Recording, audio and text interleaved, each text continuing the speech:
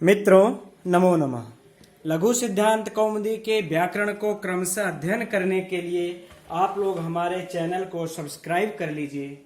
हम लोग इस समय पढ़ रहे हैं व्यंजन संधि। व्यंजन संधि में क्रमशः अध्ययन करते हम लोग पूर्व सवर्ण संधि तक आ चुके हैं,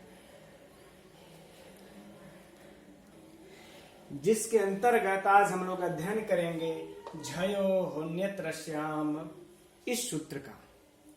अब यह सूत्र को सबसे पहले हम लोग जानेंगे कि यह सूत्र कैसा सूत्र है। तो यह सूत्र विधि सूत्र है। कैसा सूत्र है? विधि सूत्र है। ठीक, यह हमें याद रखना है, परीक्षाओं में पूछा जाता है।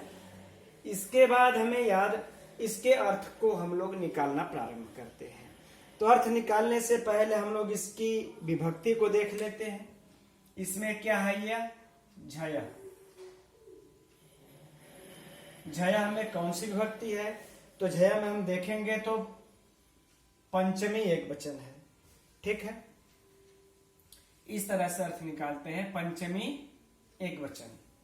ठीक, अब हम लोग देखेंगे जो यहां पर ह लिखा हुआ है, ह विसर्ग, हम लोग इसका क्या कर लेंगे? विच्छेद कर लेंगे। और विच्छेद कर लेने के बाद इसकी विभक्ति को ढूंढेंगे। इसकी विभक्ति में क्या मिलती है? षष्ठी एक वचन है। ठीक, षष्ठी का एक वचन मिलता है। अब हम देखेंगे यहां पर जो बचा अन्यत्रस्याम।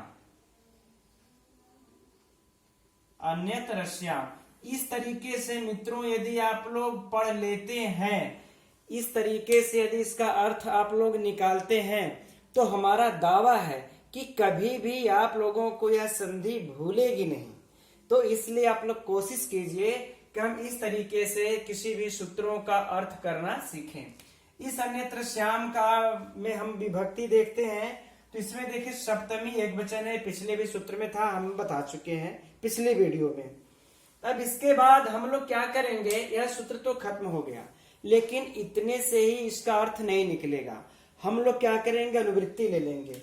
किसका ले लेंगे? पूर्वस्य। पूर्वस्य की अनुवृत्ति ले लेंगे। या किससे अनुवृत्ति, किस सूत्र से ले लेंगे? तो जो हम लोग अभी पिछले वीडियो में पढ़े थे, उदह स्था स्तंभो पूर्वस्य, उस उदह स्था स्तंभो पूर्वस्य से पूर्वस्य की अनुवृत्ति ले लेंगे। इस पूर्वस्य में कौन सी विभक्ति है? षष्ठी एक वचन है।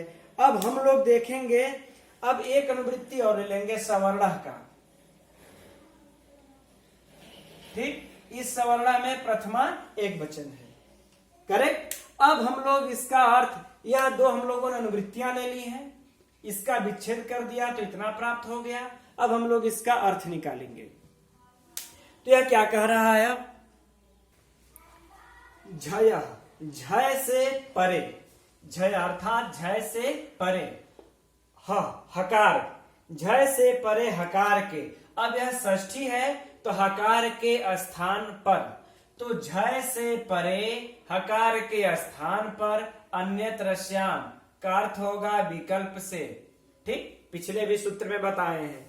तो झय के परे हकार के स्थान पर, षष्ठी है तो हमेशा स्थान ही, इसका स्थान ही होता है, तो स्थान पर झय के परे हकार के स्थान पर विकल्प से पूर्वस्य सवर्ण, पूर्व सवर्ण। क्या होगा? पूर्व सवर्ण। एकदम आसान सा अर्थ है। ह के स्थान पर, है ना, हकार के, ह के स्थान पर। ठीक, अर्थात हकार के स्थान पर, ह के स्थान पर विकल्प से क्या हो? पूर्व सवर्ण हो। कब? झय परे होने पर। देखिए कितना जो है कि आराम से अर्थ निकल आया। इस तरीके से याद कर लेंगे, हमारा दावा है कभी नहीं भूलेगा।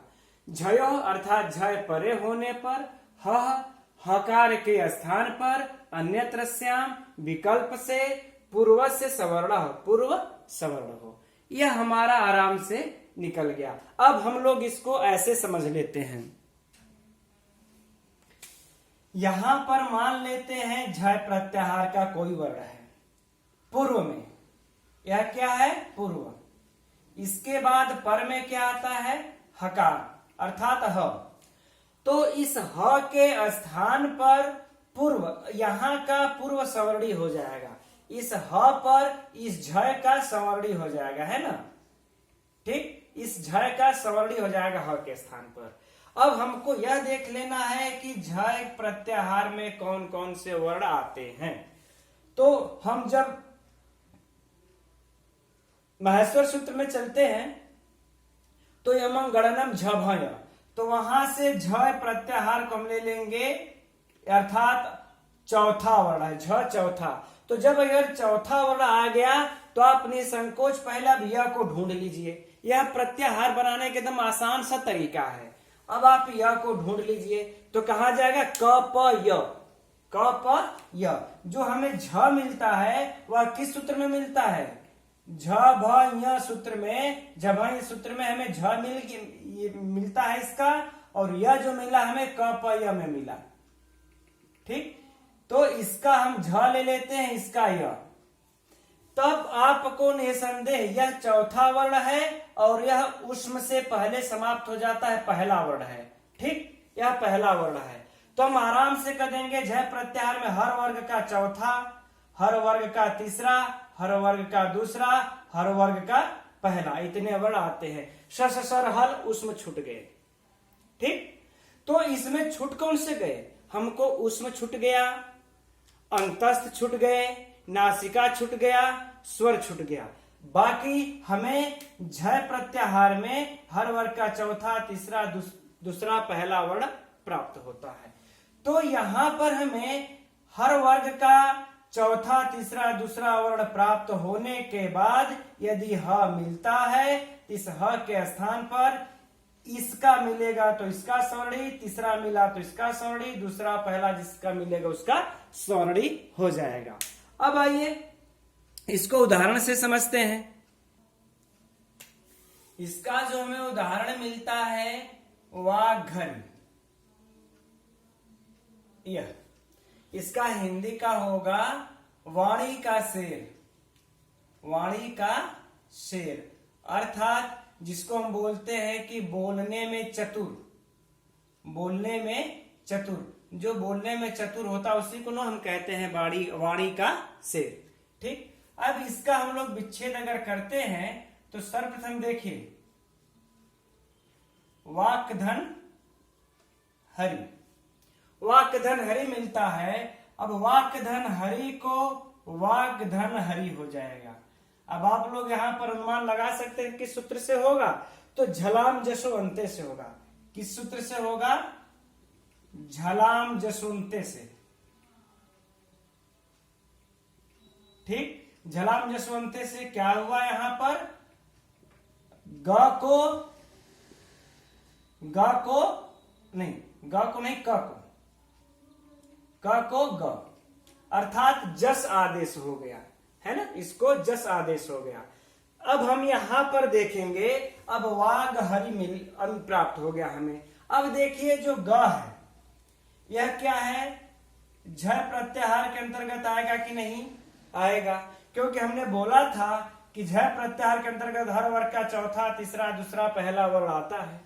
तो क ख ग यह हमें तीसरा वर्ण प्राप्त हो गया, किस वर्ग का, क वर्ग का। यह हमें तीसरा वर्ण प्राप्त हो जाने के बाद हमें इस तरफ ह प्राप्त हो गया। ठीक, यह झ प्रत्याहार का तीसरा वर्ण प्राप्त हुआ, इधर ह। अब इसका संवर्णी हमको यहां पर आदेश करना है। अब ग का संवर्णी आदेश करना है तो अब समस्या यह होती है, उत्पन्न होती है कि हम अब पहले देखेंगे कि इसका ह का संवर्णी किसको यहां पर आदेश करें। तो स्थानीय अंतरतमा सूत्र कहता है कि जो सबसे अत्यंत सदृश हो वही आदेश होगा।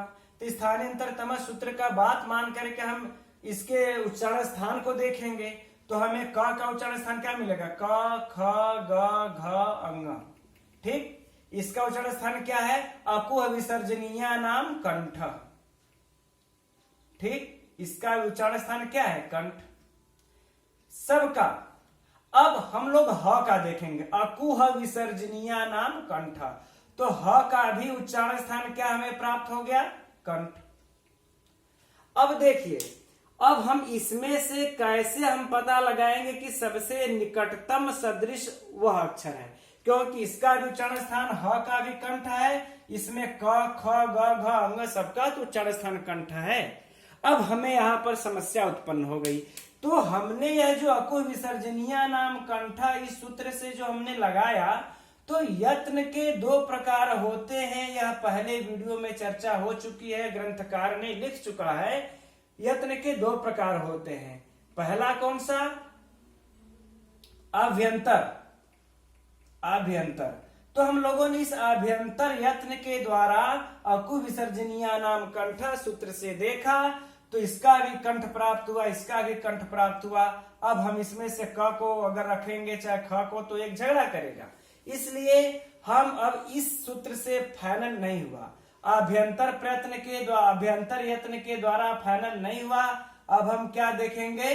वाह प्रयत्न के द्वारा, वाह यत्न के द्वारा देखेंगे कि इसका ह का सदृशतम वर्ण कौन है। इसका हम एक एग्जाम्पल पिछले वीडियो में भी दिखा चुके हैं कि हम कैसे वाह प्रयत्न के द्वारा हम अत्यंत सदृशतम वर्ण को ढूंढेंगे। आइए फिर से एक बार हम लोग देख लेते हैं। पहले हम तालिका बना लेते हैं इसकी। ये लीजिए, हमने तालिका को खींच लिया है। इस ग का ह के जगह कौन सा सवर्णी करने के लिए। अब ह का सवर्णी ग में हम देखते हैं, इस वाह प्रयत्न जो है, वाह यत्न है, इसमें ढूंढते हैं। अब हकार का देखिए, हम वाह यत्न देखेंगे, तो हकार का जब वाह यत्न देखेंगे तो संवार, नाद, घोष, महाप्राण, यह हमें चारों प्राप्त होता है।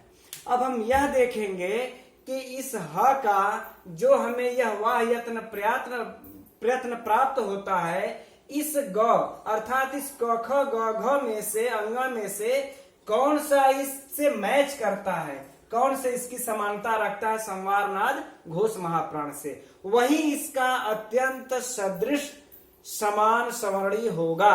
क्योंकि हम लोग अकु विसर्जनीय नाम कंठ से तो तय नहीं कर पाए, सिद्ध नहीं कर पाए। अब क क्या देखिए, वाह यत्न, विवार, श्वास, अघोष, अल्प्राण, तो इन चारों से तो डिफरेंट हो गया, असमान हो गया। ख का हम देखेंगे वाह यत्न, फिर इसका विवार, श्वास, अघोष, महाप्राण, सिर्फ महाप्राण मैच करता है, बाकी ये तीनों जो है विवार, श्वास, अघोष, तो क्या हो गए, इससे विपरीत हो गए। अब हम ग का देखेंगे तो वह ग का भी संवार, नाद, घोष, यह तीनों तो मैच करता है, लेकिन अल्प्राण जो है असमान हो गया। इसका महाप्राण है तो इसका अल्प्राण हो गया। ठीक, यह तीनों मैच किया तो यह नहीं मैच किया। अब हम घ के तरफ चलते हैं, तो घ का देखते हैं। देखिए, संवार, नाद, घोष, महाप्राण, अब मिला यह संवार, नाद, घोष, महाप्राण, यह किससे मैच किया? ह से, यानी जो यह ह का है, इस ह का मैच कर गया हमको घ से। बाकी किसी का भी इसके सवर्णी समान नहीं हुआ। अंग का भी देख लेते हैं। अंग का देखिए, संवार, नाद, घोष, अल्प्राण, ठीक, यह तीनों तो मैच करता है, लेकिन यह नहीं करता है। तो इस प्रकार से हम देखते हैं कि अंग भी इसका सवर्णी नहीं हुआ। अब हम ये इस वाह यत्न के द्वारा यह सुनिश्चित कर लिए कि जो ह के स्थान पर जो ग का सवर्णी आएगा वह यही घ ही किया जाएगा। ठीक, अब आइए इसको घ को करके देख लेते हैं। लेकिन एक चीज यह भी ध्यान रखना है हमें कि यह कार्य विकल्प से होगा। सारा नहीं, जो घ होगा विकल्प से होगा, अर्थात एक बार होगा और एक बार नहीं होगा। आइए देख लेते हैं इसको घ करके।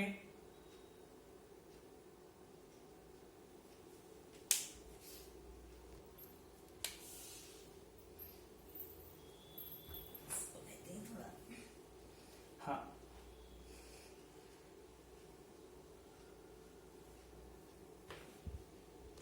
अब इसको जो है वाग्धन हरि हो गया। अब यहां पर यह कि किस सूत्र से हुआ है? झयो हो नृत्यश्याम सूत्र से क्या हो गया? ह को से ह को घ, ह को क्या हो गया? घ। ठीक, अब हम यहां पर कर देंगे, मिला देंगे, तो वाग आधा ग ही है, घरी विभक्ति आदि लगा देंगे, वाग घरी सिद्ध हो गया। लेकिन यह कब बनेगा यह रूप? जो है कि ग को ह को घ होने पर, है ना, ह को घ होने पर। तो चूंकि अन्यत्र श्याम यह विकल्प से कर रहा है, एक बार घ को ह करेगा, एक बार नहीं करेगा। तो जब एक बार नहीं करेगा तो यह देखिए वाग धन हरि यही रह जाएगा। तो हम इसको इसी तरह से मिला देंगे तो क्या हो जाएगा, वाग हरि।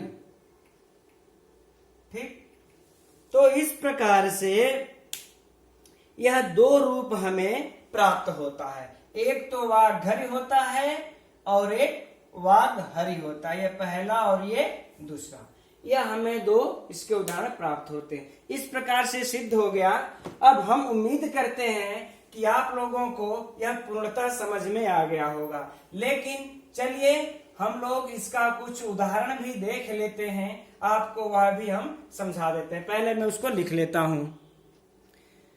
मित्रों, यह कुछ उदाहरण है जो इसी सूत्र से संबंधित है, इसको भी हम लोग देख लेते हैं। जैसे देखिए तद धन हानि, अब यहाँ पर इसी का समवर्णी हो गया द का ही तद धानी। ठीक, तो हमें अच धन हीनम, इसी का च छ ज झ ह के जगह पे झ होकर के अझीनम। अब धन हस्ती, ह का ब का समवर्णी यहाँ पर ह पे हुआ, अब हस्ती।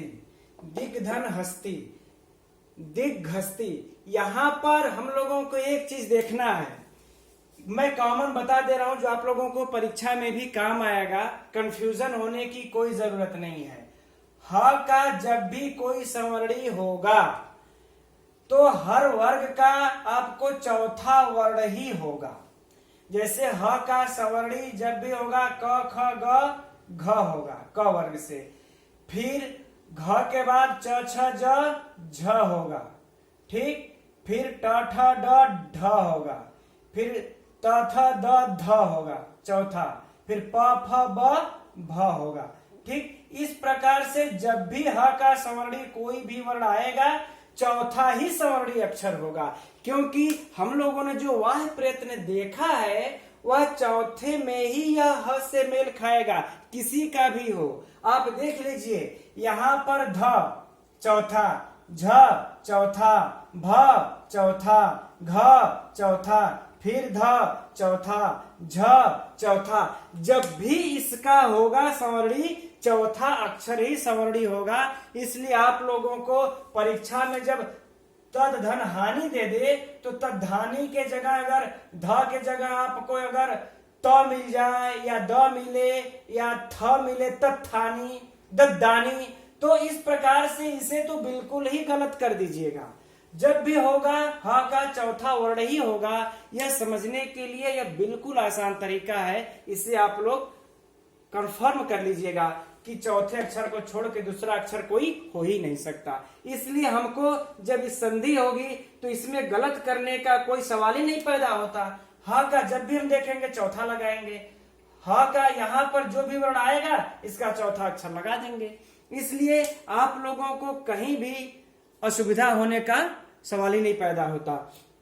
तो हम उम्मीद करते हैं कि आप लोगों को झयो होनत्रस्याम सूत्र आप लोगों को अब पूर्णतः याद हो गया होगा। आइए अब आज की इस वीडियो में इतना ही। अब कल की वीडियो में हम लोग इसके आगे से सूत्र का अध्ययन करेंगे। तब तक के लिए नमो नमः।